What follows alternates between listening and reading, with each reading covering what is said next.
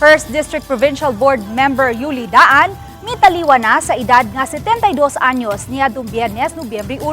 Si Board Member Daan nagsudgawas na sa hospital sud sa pipila ka tuig tungod sa sakit.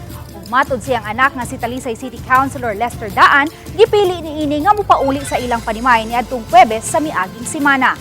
Hinungdan nga sud sa ilang panimay kini mitaliwan niadtong Nobyembre 1 sa kadlawon. Dakong kasub-anan ang gihambin sa mga kauban sa kagamhanan, kabanay ug mga higala usa kanila si 1st District Representative Rhea Gullas ug ang bana niini nga si Talisay City Mayor Samsam Gullas. Matud sa mayor nga gawas nga sa kakugihan ni Daan giisip na usab nila ang pamilya niini nga ilang kabanay. Sa post ni Vice Governor Junjun Davide, naka-half mast gahapon ang bandila sa Kapitolyo. Gawas nga gideklarar sa presidente sa nasod nga National Day of Mourning ang maong half mast paagi sa lalawigan ang pagyukbo kang 1st District Board Member Yolly Daan. Makabuol man ang sitwasyon, especially na ang Daan family has been with us and we are very close friends with the Daan family from Teban to Yolly and now to Lester. Of course, naami political relationship pero personal relationship na mo mas bugat pa gayon.